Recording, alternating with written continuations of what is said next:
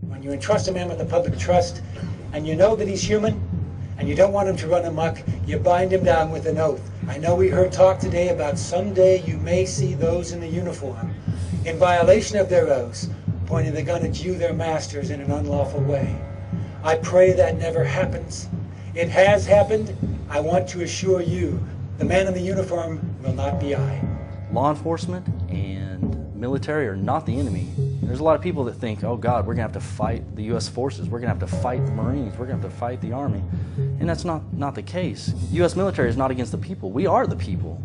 Today, really, in many respects, our government is the one that is stepping aside the rule of law. Gun confiscation is exactly what happened during the state of emergency following Hurricane Katrina in New Orleans. The social controllers are very scared of police and military rediscovering their oath of office. I will not obey orders to impose martial law. I will not obey. They understand that throughout history, tyranny comes to your door in a uniform. We will not obey orders to conduct warrantless searches of the American people. I will not obey. Think of every instance you can think in history where republics have fallen through usurpation of power. Particularly think of the times when it has happened through the military force run amok. You can't really tell from my name, but my father lived under Stalin, and his whole family was killed by Stalin. And my mother's family escaped from North Korea, and they lost all their property, and were supposed to be killed at least 3 or 4 times. So I was fortunate to be born in this great nation, and but yet I see the same signs or our country going in the direction in which my parents escaped from. U.S. troops also arrived, something far easier to do even now thanks to last year's elimination of the 1878 Posse Comitatus Act. That forbid U.S. troops from policing on American We soil. will not obey any orders to force American citizens into any form of detention camps under any pretext. I will not obey. To what degree are we anymore mindful of oaths? If we had law enforcement in America keeping their oath to do just that, we would have our constitutional republic back tomorrow. That's how powerful this movement is.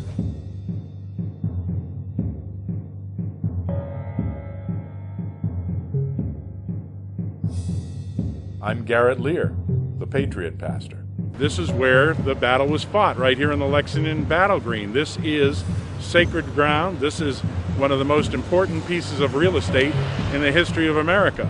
This is where it happened, and this was the shot basically heard around the world, and still being heard around the world, I think. I grew up in the town of Lexington, standing on the green, playing on the green. When I was a boy growing up, my mother told me about our ancestry, and so I started to go on the village green in Lexington, but didn't pay a whole lot of attention except to the statue of John Parker. Everyone could look up to him because he wasn't white, he wasn't brown, he wasn't red, he wasn't yellow, he wasn't black, he's green, actually. So anyone could identify with him, and I said, one day when I grow up, I want to be like him. Welcome to Lexington, the cradle of American liberty. Most people don't know really what happened at the Battle of Lexington, but basically what happened was the night before the battle, that would have been April 18th, riders came in, that's the midnight ride of Paul Revere. It was actually John Dawes that did it, and a man named Prescott, because Paul Revere was interdicted by the British troops. But they were bringing a message from Dr. Warren and the committees of correspondence and the committees of safety in Boston to tell them, looks like the British are mounted troops here, and we're not exactly sure what they're trying to do. They're probably going to go after the munitions that are in Concord, but they're probably going to try to capture Samuel Adams and John Hancock and either send them back to England in chains or shoot them right there or something. And basically, when the British came, it was obvious that they had some bad plan. The Minutemen, the militia, the regulated militia, did not want to engage the British troops in a fight. And so these men stood their ground when they were told, you are to drop your weapons and disband. Well, they started to disband, but they would not drop their weapons because they were militia. And what happened when they started to disband, they got fired on. The first shot that was fired by the British regulars. It was not fired by the Minutemen. It was not fired by the colonists. It was not fired by the people of Lexington. And we can find that in the narrative of Jonas Clark, the pastor. 8 of them got shot and killed. Many were bayoneted. Some died later of wounds. Many were wounded. But 8 died on this green. But they stopped the British as they were on their march to Concord. And they did what was right. This was a principled stand for freedom, and we're doing the same thing today. We will not obey orders to disarm the American people. I will not obey. Well, today we're here on the green at Lexington, April 19th, which is the anniversary of April 19, 1775, which was the first shot and fire of the American Revolution.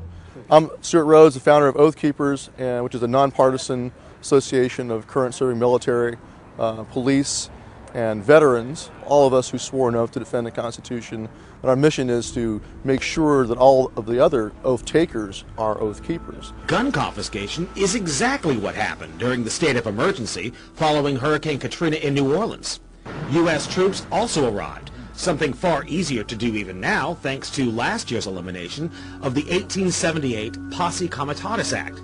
That forbid U.S. troops from policing on American soil. We've had critics that say, well, what are you guys talking about? Of course I'm going to keep my oath. I find it offensive that you even suggest that a military officer or a police officer would not keep the oath. And we say, hey, we got one word for you, Katrina. Okay? Look at what happened there. And so we want to make sure there are no more Katrinas. We don't want any more of that. What we're hearing is that a lot of those guys just weren't prepared for those orders and hadn't thought about it ahead of time. Then we have Lieutenant Commander Cunningham, Guy Cunningham, who was the author of the 29 Palms survey that was done back in 1995.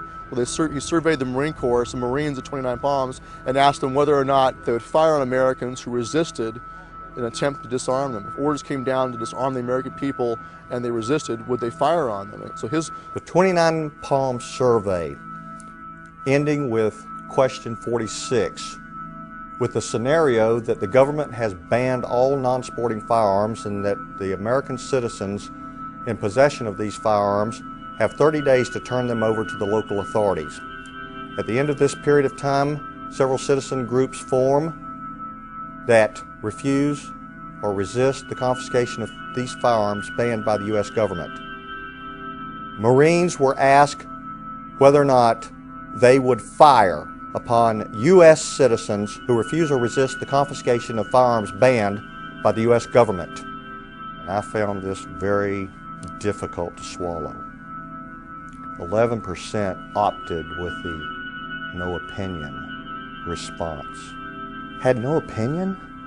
Firing on their own fellow Americans?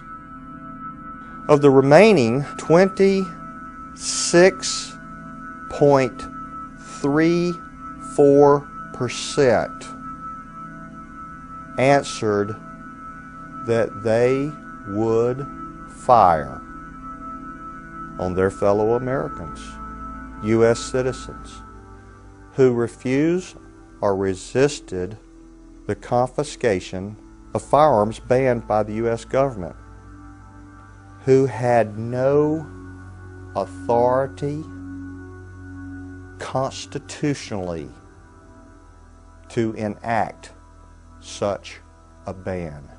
My name is Sergeant Charles Dyer. I'm an Oath Keeper. I'm with 1st Light Armored Reconnaissance Battalion out of Camp Pendleton, California. I absolutely could not, I can't imagine that we're living in the times where I have to worry about having to confiscate the weapons from the American people. Is that freedom? It's absolutely not freedom. That I have to worry that we're going to quarantine a city for the purposes of keeping them in their hostage, like Katrina? Absolutely not. That's not freedom in any way that you can think of it. I'm almost speechless whenever I try to talk about this because I can't imagine that we're living in this kind of time.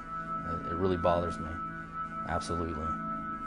Because of the quotation March 11th, 1993 by President Clinton, because of the Clinton assault weapons ban that was being enacted, I formed a scenario that I knew would be explosive, shouldn't have been, but because of the times and the machinations of certain forces to disarm the American people. I don't care whether it's your governor or your senator or your representative or your president. I'm sure you can look at instances, days within having sworn his oath, the person violates it blatantly. That's a dangerous thing. I, George Walker Bush, do solemnly swear that I will faithfully execute the office of President of the United States. And will, to the best of my ability, preserve, protect, and defend the Constitution of the United States. None of this stuff would be happening if it had stuck with the Constitution and stuck within its parameters. And we learned the American dream, and we were out there doing that American dream and working, and we were electing representatives that we felt were going to represent us while we were doing other things and maintaining our families and raising our families and doing the right thing as we thought. And I think we were duped in some cases where they've actually let us down. I saw a tremendous pattern of the growth of the infrastructure of a totalitarian state in the last 8 years post 9/11. I mean, it's been going on for decades. We've seen for decades encroachments on our liberties, and then a crisis would come along, and then all of a sudden they had a chance to get their policies passed they've been wanting to pass for a long time. That's what I saw as just incredibly alarming. And it's just the concept of enemy combatant status itself is an extension of that. And when I was writing at Yale, I wrote a paper on enemy combatant status. It won their award for best paper on the Bill of Rights. And unfortunately, when Obama was elected, he didn't repeal any of those things. And he's left that in place, which is the pattern of all presidents. Whether it's a left boot or a right boot on the back of your neck, we just don't want the boot on the back of our neck. He stands on that office on the condition of that oath, and the safety valve that he takes is refusing to violate it. When you swore an oath to defend the Constitution, you took upon yourself an individual obligation to make your own decision on the spot of where that line is and whether an order is lawful or unlawful. You have an obligation to do so, and as the Nazis found out at Nuremberg, just following orders is no excuse. 95% of the church, Christian church, supported Hitler, which is terrifying to me. And so I think we need to really wake up and not assume that our fellow citizens won't hurt us. I would say to any pastor or anyone in the military, should we have a breakdown in things in this country, stay by your Bible and stay by the Constitution. Do those things. And remember that in the history of this world, the terrible debacle, from my perspective anyway, of what happened in Nazi Germany, when the church did not stand by those innocent people, the Jewish people who were exterminated for no other reason than being Jewish. My God, how did we ever allow our government to reach such a point? What's happening to the United States is very, very sad. It's sad because we've seen it done to third world nations over and over and over again. I would like to ask that all of you just take a moment, take a deep breath, and realize the solemn nature of this occasion, because those of you who so choose will be swearing an oath. Pretty serious proposition. You'll never have anything in your life that's as valuable as your word. So just remember that. If we all do nothing more than fulfill our oath, then we can turn things around just on that alone. Because it only takes a few relatively faithful servants to diffuse a lot of mischief in times of crisis, if they merely hold to their oath. If you can't swear that oath, please mentally excuse yourself and don't participate, because I, for one, intend to honor this oath, because we're in perilous times. Not quite so perilous, or perhaps far more perilous than in 1775. Please raise your hand thusly, and when you hear me say "I," pronounce your own name. I, Larry Bailey, do solemnly swear or affirm that I will support and defend the Constitution of the United States against all enemies, foreign and domestic. That I will bear true faith and allegiance to the same. That I take this obligation freely. Without any mental reservation or purpose of evasion. Pledging my life, my fortune, and my sacred honor. So help me God. Welcome, my brothers and sisters, to our great fraternity.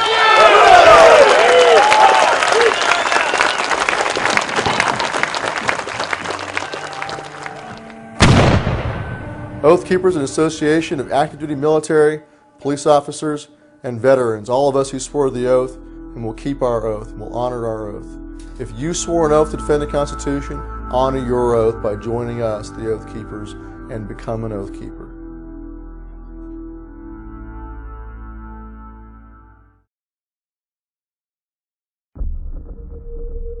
It was here in the early days of the Republic that Hamilton and Jefferson debated how best to administer a young economy and ensure that our nation rewarded the talents and drive of its people.